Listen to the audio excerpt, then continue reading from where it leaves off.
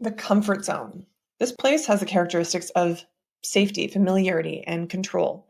And these are all great things because they help us refine skills, they help us recover, and they help us integrate whatever it is that we're learning. I heard an example a while ago, I believe from Mel Robbins, and she said something like the comfort zone is the place that we come back to rest. And it's kind of like every time you step outside of your comfort zone, you stretch a rubber band and then you have to let it snap back. But if you stretch a rubber band and you hold it there for a long time, then it becomes stretched out. And this can be really challenging on our nervous system, on our emotional states. And basically, it's not great to be outside of your comfort zone all the time. There are so many benefits to it, but when we leave it, it's really good to leave it a little bit more strategically. The curiosity zone, the sweet spot for learning. I really started to think about this concept of making sure I was always having fun and always playing when I was learning new skills because I realized that I wasn't stressing out. And I heard that you learn 20 to 40 times faster in play than you do in work. And curiosity is a really big part of the play. It's the willingness to figure things out and not worry about how it's going to end up. But in a lot of my training, I had to do some exercises that were hazardous, that scared me, that put me into fear. And I realized that I moved very differently when I was afraid. I would tense up, my posture would change, my movement patterns would get kind of jerky, and I actually would stop moving well because I would be so overwhelmed by fear. And when I started to use the curiosity zone, I started to figure out how to push my boundaries and figure out how to get to those really challenging exercises in a different way. So years ago, I was doing hurdle hops at a practice at the track, and I was really tired, but I wanted to do my workout. And I'd never been a great jumper, but it was a point of pride that I try and do the jumping exercises. And I missed the hurdle, and my left leg dragged down the front of the hurdle and took off a bunch of skin. And then my right leg went over the hurdle. I Charlie horsed myself, and then I sprained my ankle. And in that moment, I thought, I'm never doing a hurdle hop ever again in my life. I will jump imaginary hurdles. I don't care.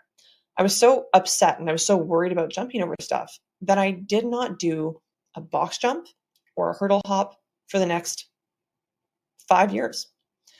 And when I wanted to get back into jumping, I was terrified to start doing it. Even jumping onto a small box seemed terrifying to me because I didn't want to rip off my shin. But then I went to a parkour gym and they had a bunch of gymnastics equipment. And I jumped on a box that was just completely foam. And then I realized I could jump and I wasn't scared. So I jumped onto a higher box made out of foam and a higher box made out of foam. And then one of my next gym sessions, I jumped onto a small hard box. And through this progression, through the curiosity of what if, or I bet I could do that, and not, I'm really scared, I think I could do it, but what if I don't?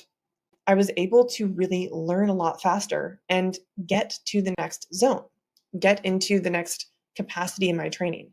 And this is, I think, a spot that we push past all the time because we're trying to be brave. We're trying to be outside of our comfort zone and we're trying to get to the next level. But going in increments and making sure that we stay in curiosity or stay in excitement is really, in my opinion, the way to move forward. And it's how I learned so many new skills within such a short amount of time after learning this. So moving into the actual slide. Curiosity is about playful exploration. It's about engaging in challenging yet safe activities that expand your skills. It allows you to still stay relatively in your comfort zone, but kind of dip your toe outside of it and try something new and allow yourself to not worry about doing it perfectly. From there, you can expand your comfort zone. And this is about building confidence through new experiences. Every single time we put a foot outside into the curiosity zone, we allow ourselves to build out our comfort zone and to make it robust, more robust, because we understand our limitations and our capacities. And we gather proof that we can do. This creates really great daily win potential because curiosity itself can be a daily win. Saying, I dare to try something new is a win because every single time we try something new, even if it's just a little bit outside of our comfort zone, it's still pushing us in the right direction. And that is worthy of celebration and praise. Last, this is such a confidence builder because you gradually push your boundaries to boost your self-assurance and boost your feeling of competence. And again, this builds proof. So working within our curiosity zone helps us build an enormous amount of robustness and helps us move on to the next zone.